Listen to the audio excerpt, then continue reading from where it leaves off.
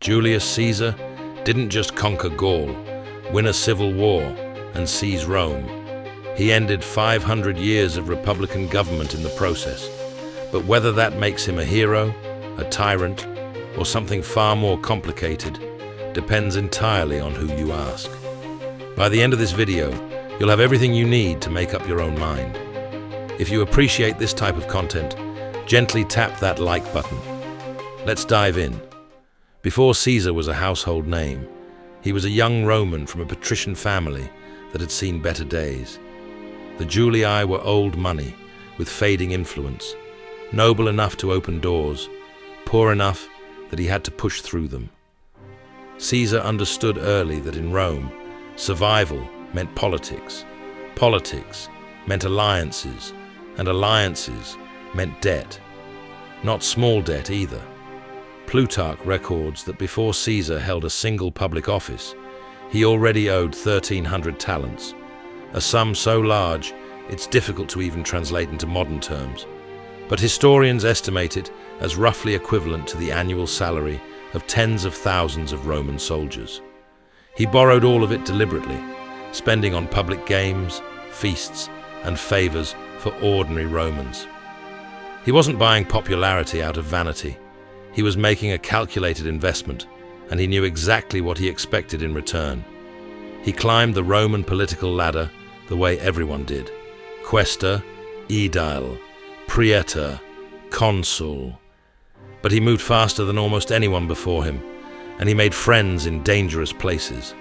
His alliance with Pompey, Rome's greatest general, and Crassus, Rome's richest man, whose fortune Pliny the Elder estimated at 200 million sesterces, roughly equal to the entire annual budget of the Roman treasury, formed what historians call the First Triumvirate. 3 men, informally, controlling the most powerful republic on earth. Not through law, through leverage. That matters, because it tells us something about Caesar before he ever crossed a single river. He wasn't a man who waited for the system to hand him what he wanted. He built workarounds. In 58 BC, Caesar took command of Roman Gaul, roughly modern France, Belgium, and parts of Switzerland, and spent the next 8 years doing something that still staggers military historians. He conquered nearly the entire region. Plutarch's account puts the numbers at 800 towns captured, 300 tribes subdued, and 3 million men fought, with 1 million killed and another million taken as slaves. Pliny the Elder adds that the gold looted from Gaul alone netted Caesar over 100 million sesterces. Modern historians debate the exact figures, but nobody disputes the scale. This was not a skirmish. This was a transformation of the known world. Now here's where the first angle split appears. To Rome, Caesar was a hero. He was sending back treasure, expanding the empire, writing dispatches that read like thrillers. His own account, the Gallic Wars, is still read in Latin classes today, and his name was famous across the city. To the Gauls, he was something else entirely, a conqueror who destroyed cultures, enslaved populations, and reshaped a continent for his own political advancement back home. Both of those things are true simultaneously. Your read on Caesar often starts here.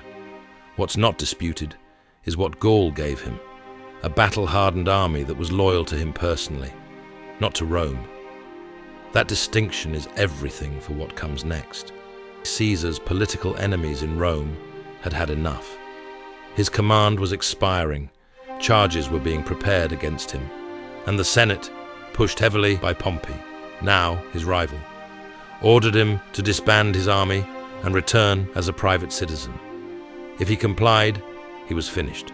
Prosecution, exile, or worse. So on January 10th, 49 BC, Caesar led his 13th legion across the Rubicon River, the legal boundary between his province and Italy proper. Under Roman law, crossing that river with an army was treason. There was no ambiguity. And then he said something. According to Suetonius, Caesar uttered the words, iacta alea est. The die is cast. Plutarch gives a slightly different version, recording that Caesar actually quoted the Greek playwright Menander and said the phrase in Greek rather than Latin. Historians still debate which version is accurate and whether he said it at all, but the phrase has survived 2,000 years because it captured something real about that moment, the point of no return. Why did he cross? This is where historians genuinely disagree. Some argue Caesar was a political survivor with no real choice: cross the river or be destroyed. Others argue he wanted this, that the Rubicon wasn't desperation, but preparation, that everything, the debts, the alliances, the Gallic campaigns, the loyal army, had been building to exactly this moment for 20 years. There is no clean answer. Keep that in mind. Caesar's civil war lasted about 4 years. Pompey fled to Egypt and was assassinated there. The Senate's resistance collapsed. By 45 BC, Caesar was the last man standing, appointed dictator perpetuo, dictator in perpetuity. Not for 6 months, the traditional emergency term. Forever. What he did with that power is genuinely complicated. Take the calendar. By the time Caesar came to power, the old Roman calendar had drifted so badly, it was 3 months out of sync with the actual seasons. Suetonius records that harvest festivals were being celebrated before the crops had even been taken in. Caesar, working with the Alexandrian astronomer Sosigenes, scrapped the lunar system entirely and replaced it with a solar one. But first, he had to correct the accumulated drift, so he made the year 46 BC last 445 days. Romans called it the Annus Confusionis, the year of confusion. Cicero joked in a letter that Caesar now wished to control the very stars, which rose according to his decrees. The Julian calendar Caesar introduced that year is the direct ancestor of the one on your phone right now. He also extended Roman citizenship to provincial populations who had never had it, redistributed land to veterans, and launched massive public works projects. By almost any policy measure, ordinary Romans were better off under Caesar than they had been under the late Republic, which had become a corrupt oligarchy serving a small elite. But he also made himself unremovable. He sat while senators stood, a gesture that carried enormous symbolic weight in Rome, where protocol was everything. He put his face on coins while still alive, something Romans associated with kings and foreign rulers rather than Roman magistrates. He dismissed the Senate's authority in practice while keeping its forms intact. Cicero, who had refused Caesar's invitation to join the triumvirate years earlier because he suspected it would undermine the Republic, wrote to his friend Atticus in increasingly despairing terms. In one letter, he said, "There can be no hope of either private individuals or even state officials being free for much longer." Even Caesar's own allies were reportedly embarrassed by his behavior toward the Senate. Whether Caesar was an arrogant man who had outgrown the need for appearances, or a reformer too impatient to maintain them, is a question historians still argue about. The conservative nobility, the optimates, saw a king in everything he did. Caesar's supporters saw a reformer being sabotaged by men who preferred a broken republic to a functioning one run by someone else. Both sides believed they were saving Rome. Multiple warnings reached Caesar before the Ides of March. An Etruscan soothsayer named Spurina warned him of danger during a public sacrifice after finding a sacrificial animal whose heart was missing, an omen Romans took extremely seriously. Suetonius records that a man tried to hand Caesar a written note of warning on his way to the Senate that morning, but Caesar never got around to reading it. His wife Calpurnia begged him not to go.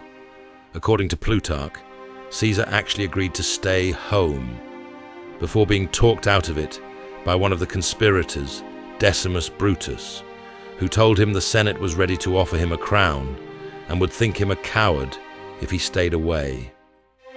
Just before he entered the Senate, Caesar saw Spurinna in the crowd. Confident, he called out that the Ides of March had come. Spurinna answered quietly. They had come, but not yet gone. On March 15th, 44 BC, the Ides of March, a group of senators called the Liberatores, led by Brutus and Cassius, surrounded Caesar in the theatre of Pompey and stabbed him 23 times. According to Suetonius, his last words were directed at Brutus, spoken in Greek. "You too, child." Whether those words were really spoken, nobody can say for certain. Now here are the three angles on what happened. Angle 1, the conspirators as heroes.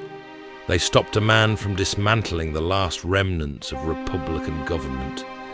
They acted for Rome at enormous personal risk. Brutus in particular had every personal reason to side with Caesar and chose Rome instead. This is how Brutus saw it. This is how Cicero framed it publicly. Angle 2, the conspirators as catastrophically wrong. They killed the one man holding the Roman world together, had no plan for what came after, and triggered another 13 years of civil war that ended with Augustus as the first emperor, which is exactly what they claim to be preventing.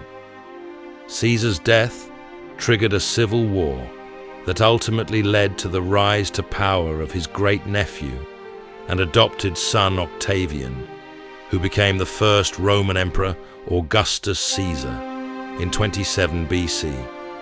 If the goal was saving the Republic, the assassination was the single most counterproductive political act in Roman history.